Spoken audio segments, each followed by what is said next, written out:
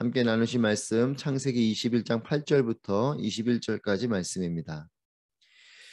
한 절씩 교독합니다. 그 아이가 자라 젖을 뗐습니다. 이삭이 젖되던 날 아브라함은 큰 잔치를 베풀었습니다.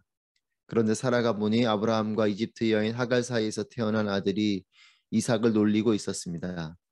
사라가 아브라함에게 말했습니다. 저 여종과 그 아들을 내쫓아 버리세요. 저 여종의 아들은 결코 제 아들 이삭과 함께 상속을 받을 수 없습니다. 아브라함은 그 아들도 자기 아들이기 때문에 무척 괴로워했습니다. 하나님께서 아브라함에게 말씀하셨습니다. 그 아이와 내 여종에 대해 괴로워하지 마라.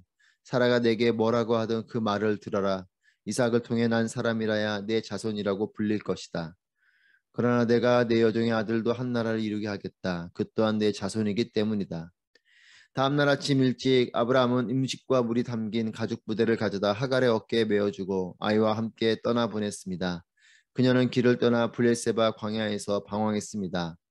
가죽 부대에 물이 다 떨어지자 하갈은 아이를 덤불 아래 두고 화살이 날아갈 거리만큼 떨어진 곳에 가서 마주보고 주저앉았습니다. 그녀는 이 아이가 죽는 것을 차마 지켜볼 수가 없구나 라고 말하며 아이를 마주보고 앉아 큰 소리로 울었습니다.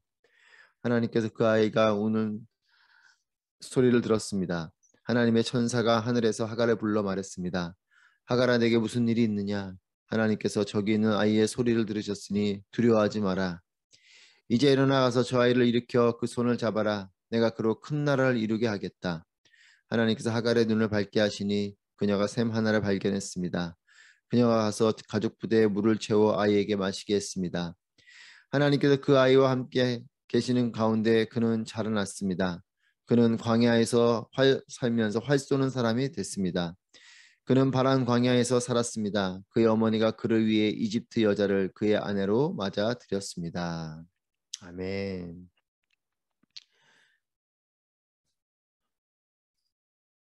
오늘도 살아계셔서 우리와 함께 하시는 하나님을 찬양합니다. 우리의 삶은 변해야 할 것과 변하지 말아야 할 것이 함께 있습니다.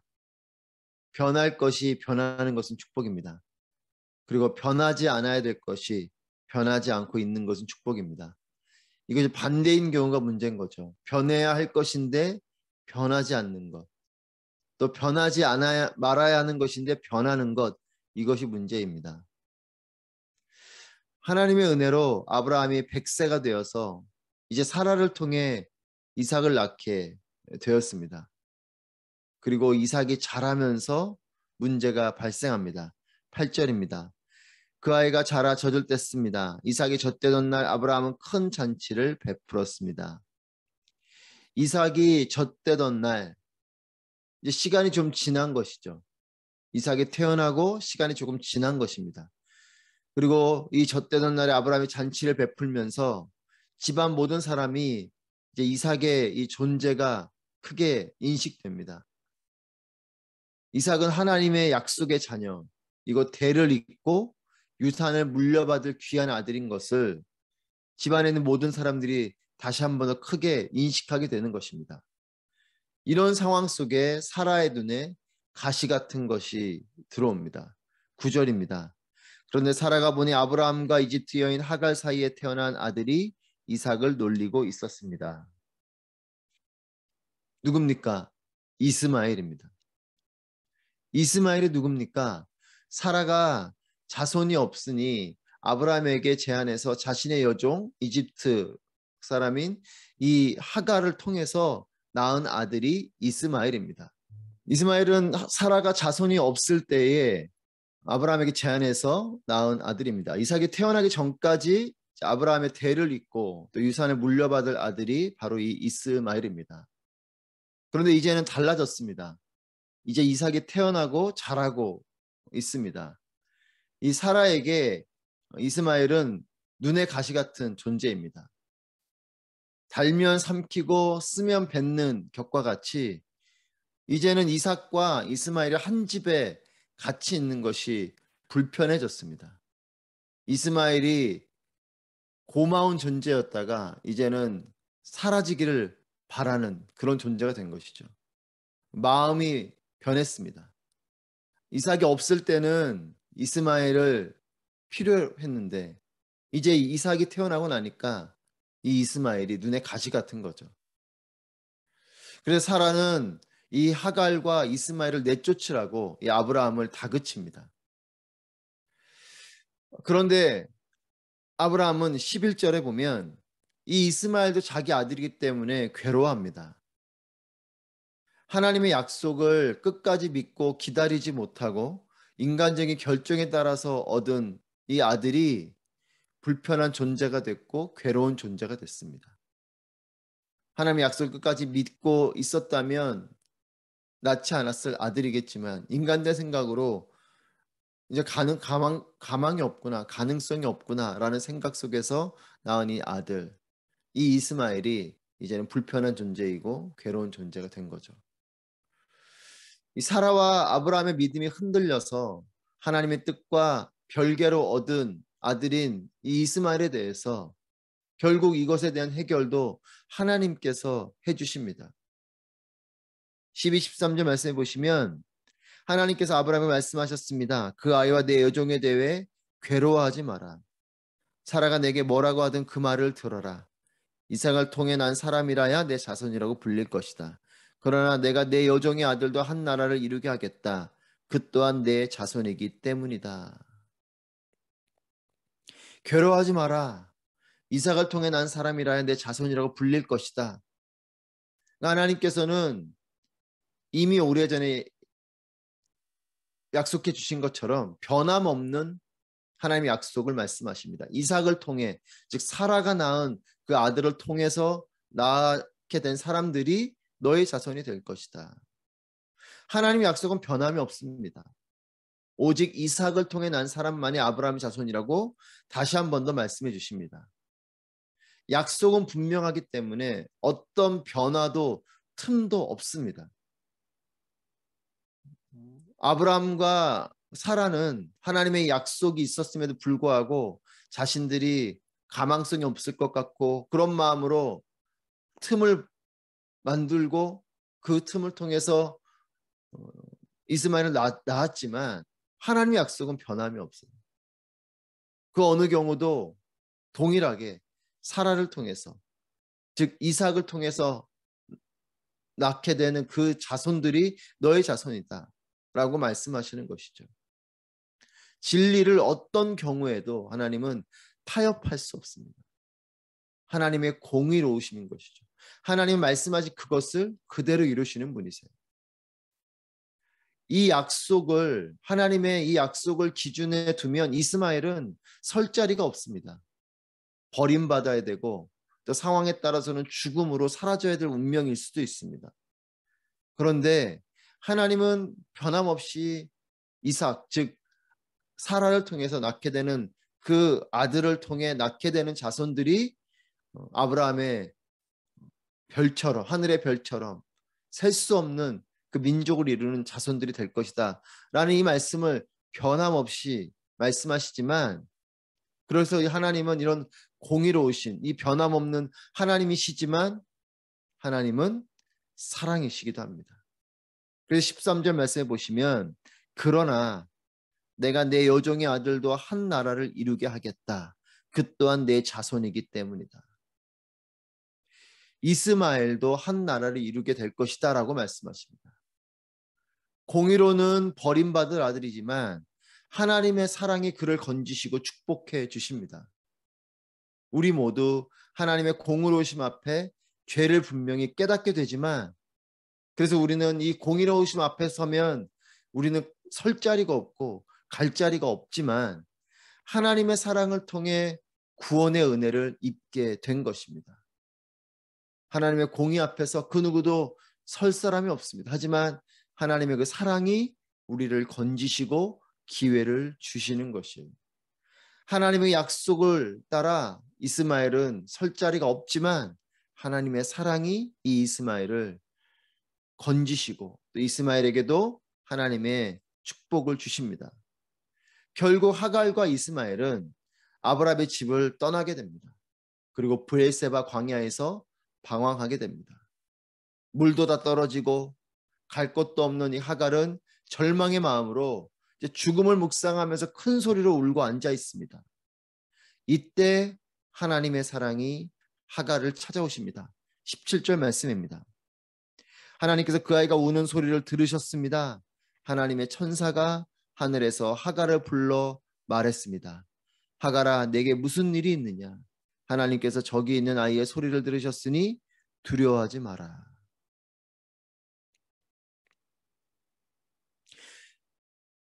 하나님께서 하갈아, 내게 무슨 일이 있느냐? 이렇게 천사를 통해서 하갈을 찾아오십니다. 하갈이 하나님을 부르는 것이 아니에요. 하나님께서 이 이스마엘의 우는 소리를 듣고 이 하갈을 찾아오셨습니다. 이제 죽어야 되는가 하고 절망하며 주저앉아 있는 그 자리 가운데 하나님이 찾아오셨다라는 것입니다. 여러분, 하나님께서는 우리에게도 이렇게 찾아오십니다. 그리고 우리에게 이렇게 물으십니다. 너에게 무슨 일이 있느냐? 절망 가운데 계신 분이 계십니까? 또한 낙담하여서 주저앉아 있는 분들이 계십니까? 하나님이 우리를 찾아오실 것이에요. 내가 하나님을 부르기조차 어려운 그 상황 속에서도 하나님은 나에게 찾아오셔서 먼저 우리에게 오셔서 너에게 무슨 일이 있느냐? 예수님께서 그렇게 우리를 찾아오셨고 또 우리를 그렇게 구원해 주셨고 또 절망과 낙담의 그 상황 속에 하나님이 찾아오셔서 우리에게 물으시는 것이죠. 늘 하나님이 먼저 우리를 찾아오시는 것입니다. 우리가 하나님을 찾은 것 같지만 그렇지 않아요. 하나님이 우리를 찾아오셨습니다. 그렇기 때문에 절망과 낙담의 자리에서 여러분 하나님을 기다리십시오. 그리고 하나님을 부르짖으십시오. 하나님이 내게로 오셔서 말씀하시고 길을 안내해 주실 것입니다. 하나님의 공의만 바라보시면서 심판자 하나님에 대한 두려운 마음만 품는 것이 아니라 하나님의 사랑을 온전히 바라보며 나의 하나님 하고 부르짖으시는, 그래서 하나님께서 너에게 무슨 일이 있느냐 하고 우리를 찾아오시는 그 사랑을 만나게 되시길 바랍니다. 나는 내가 용서가 안 되고 나는 절망만 볼 뿐이지만 하나님은 나를 찾아오시고 나를 위로하시는 분이신 줄 믿으시기 바랍니다. 18절 말씀입니다. 이제 일어나가서 저 아이를 일으켜 그 손을 잡아라. 내가 그로 큰 나라를 이루게 하겠다.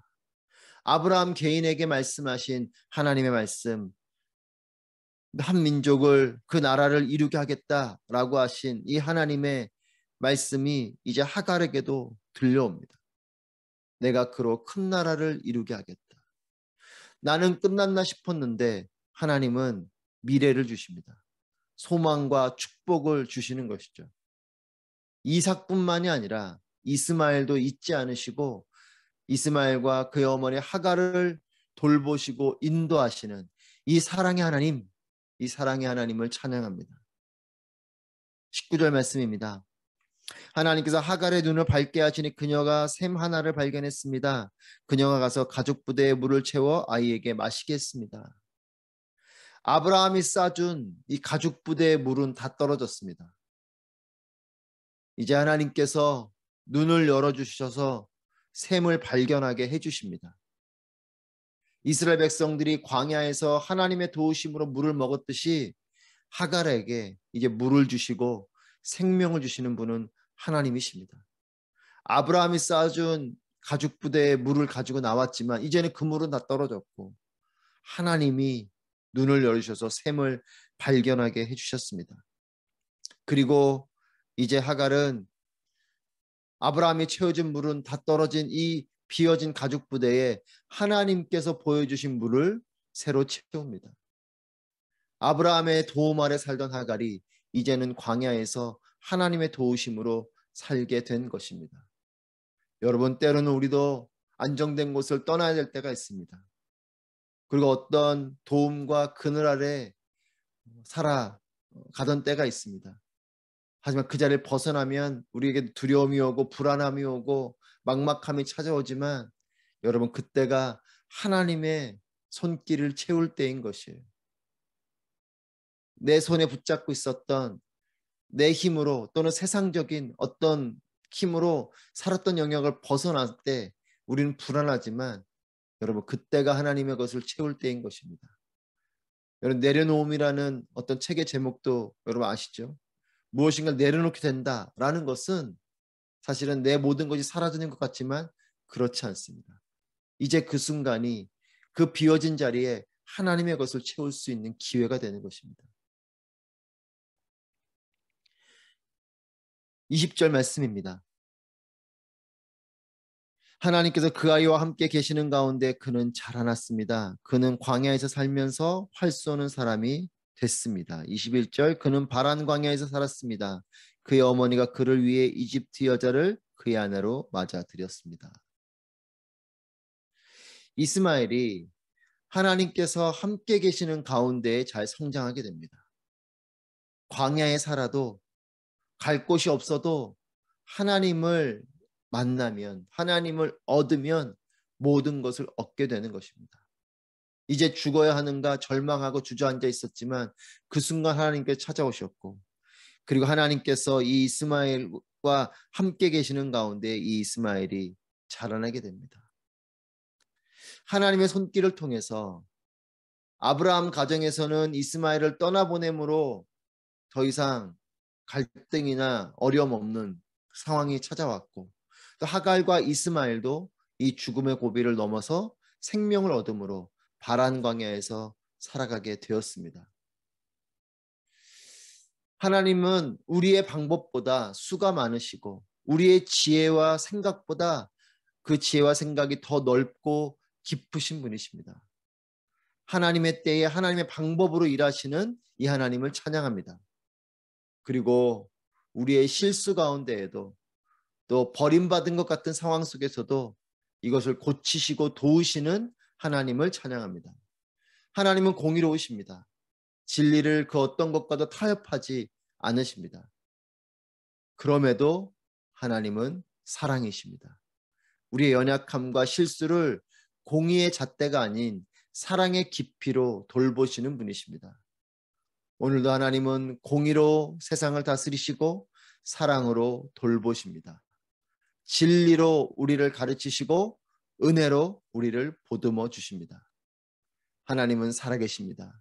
공의와 진리의 터 위에서 사랑과 은혜로 충만한 모두가 되시기를 축복합니다. 기도하시겠습니다.